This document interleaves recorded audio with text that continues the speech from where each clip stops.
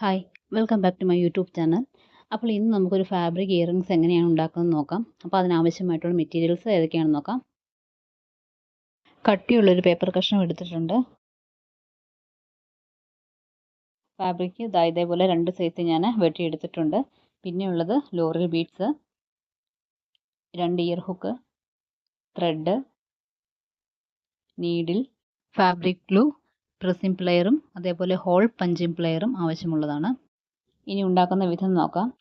ഈ ആദ്യത്തെ ഈ വലിയ പീസ് ഞാൻ എടുത്തു. ഇതിനകത്തേക്ക് നമ്മൾ മുറിച്ചെടുത്തിട്ടുള്ള കാർഡ്ബോർഡ് കഷ്ണം ഇതേപോലെ വെച്ച് കൊടുക്കുന്നു. ഇനി ഈ ഫാബ്രിക് പശ വെച്ച് അതിലേക്ക് ഒട്ടിക്കുന്നു. 4 വശത്തും പശ തേച്ച് ഇതിനെ ഒട്ടിച്ചെടുക്കുന്നു.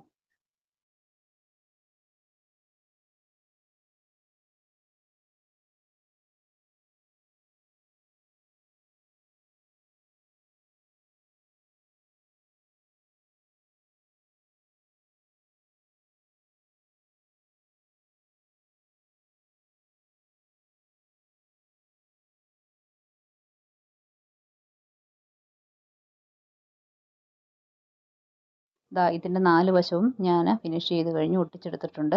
ഇനി നമുക്ക് ചെയ്യേണ്ടത് ലോറിയൽ ബീഡ്സ് ഇതിലോട്ട് അറ്റാച്ച് ചെയ്ത് കൊടുക്കേണ്ടതുണ്ട്. അതിനായിട്ട് ഞാൻ സെയിം കളർ ത്രെഡിൽ നീഡിൽ കോർത്തിട്ട് ഇതേപോലെ പുറകിൽ നിന്നും ഫ്രണ്ടിലോട്ട് ആദ്യം ഒന്ന് കോർത്തെടുത്തതിന് ശേഷം ഇതേപോലെ ലോറിയൽ ബീഡ്സ് കോർത്ത് അതിലോട്ട് തയ്ച്ച് പിടിപ്പിക്കുകയാണ് ചെയ്യുന്നത്. ഇവിടം വരെ ഞാൻ ലോറിയൽ ബീഡ്സ് കോർത്ത് ഫില്ല് ചെയ്ത് എടുത്തിട്ടുണ്ട്. ഇനി ഇവിടെ ഇങ്ങനെ പിടിച്ചതിന് ശേഷം തിരിച്ച് പുറകിലോട്ട് ഈ നീഡിൽ കൊണ്ടുപോവുകയാണ്. ഇതേപോലെ തയ്ച്ച് പുറകിലേക്ക് എടുക്കുകയാണ് ചെയ്യുന്നത്. എന്നിട്ടൊന്ന് ടൈറ്റ് ചെയ്ത് കൊടുക്കുക. അതിനുശേഷം തിരിച്ച് അതിന് ഓപ്പോസിറ്റ് സൈഡിലോട്ട് ഇതേപോലെ കൊണ്ടുവന്നിട്ട് പുറകിൽ നിന്ന് ഫ്രണ്ടിലോട്ട് വീണ്ടും തയ്ച്ചെടുക്കുന്നു. ഇനി നമ്മൾ മുമ്പ് ചെയ്ത പോലെ തന്നെ ലോറി ബീഡ്സ് കോർത്തതിന് ശേഷം ഇവിടെ നിന്ന് ഇങ്ങോട്ടേക്ക് ഫില്ല് ചെയ്ത് കൊണ്ടുവന്ന് പുറകുവശത്തേക്ക് തയ്ച്ചെടുക്കുന്നു. കണ്ടോ? ഇതേപോലെ പുറകുവശത്തേക്ക് തയ്ച്ചെടുക്കുന്നു.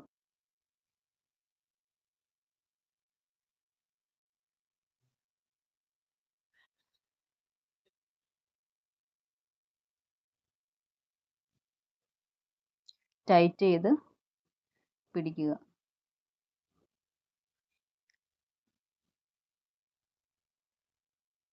ഇതേപോലെ കൊണ്ടുവന്നതിന് ശേഷം നമ്മൾ ആദ്യം സ്റ്റാർട്ട് ചെയ്ത പോയിന്റിലെത്തി അവിടെ നൂല് കെട്ടി നിർത്തുന്നു. ഇനി ലോറി ബീഡ്സ് കോർത്ത് നിർത്തിയ നൂല് അല്പം അയഞ്ഞ് ഈ ലോറി ബീഡ്സ് അല്പം ഒന്ന് അയഞ്ഞു പോകുന്നുണ്ട് എന്ന് തോന്നുകയാണെങ്കിൽ അതിനിടവഴി ആ ഗ്ലൂ ഒന്ന് ഇട്ട് ഒട്ടിച്ചങ്ങ് നിർത്തിയാൽ മതി. അവിടെ അത് സ്റ്റിക്കായി ഇരുന്നോളും.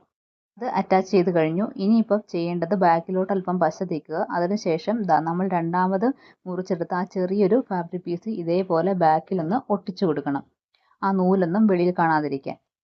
ഇനി ചെയ്യേണ്ടത് നമുക്ക് ഇയർ ഹുക്ക് അറ്റാച്ച് ചെയ്ത് കൊടുക്കണം. ഇവിടെ ഞാൻ ഇയർ ഹുക്ക് അറ്റാച്ച് ചെയ്യാനായിട്ട് ഈ നീഡിൽ വെച്ച് ജസ്റ്റ് ഒന്ന് ഇതേപോലെ ഒന്ന് തുളച്ചു കൊടുക്കുകയാണ് ചെയ്യുന്നത്. 2 തവണ ഞാൻ അങ്ങനെ ചെയ്യുന്നുണ്ട്. ഇതേപോലെ